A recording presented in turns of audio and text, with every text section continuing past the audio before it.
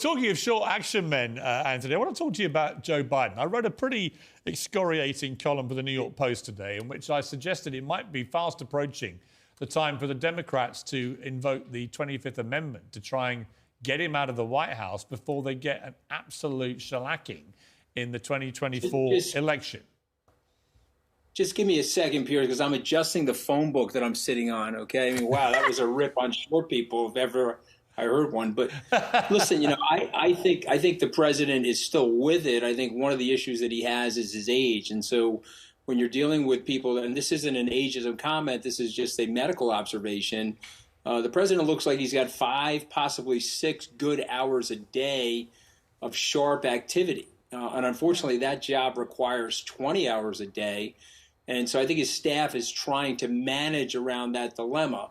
But you and I have had this conversation before. I don't think he should be running again.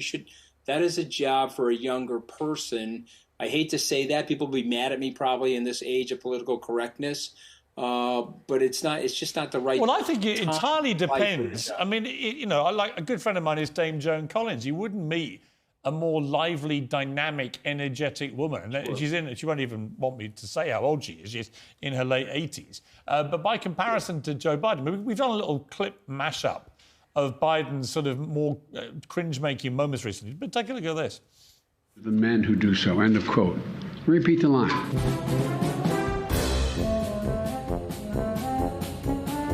Of course, President Harris.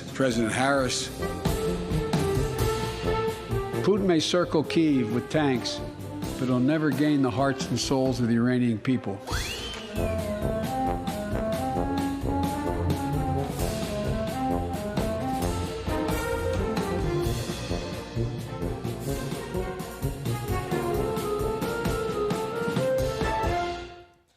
I mean, look, I don't like to laugh at people who are clearly in their dotage, but he is the president of the United States. He is the most powerful man in the world, the leader of the free world.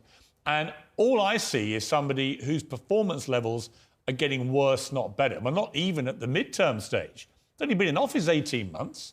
And I think there is, behind the sort of jollity around this, there was a very disturbing piece in the New York Times at the weekend, which is a pretty liberal paper, being very supportive of Biden, but basically saying he's too old and unfit for office now.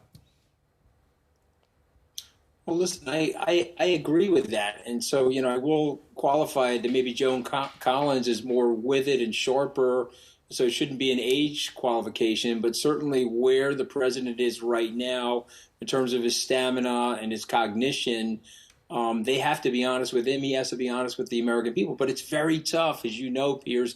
He is the most powerful person in the world. It is very hard to give up that power. Imagine the 1988 version of Joe Biden. You remember the plagiarism with Neil Kinnock? That Joe Biden ascended to the presidency.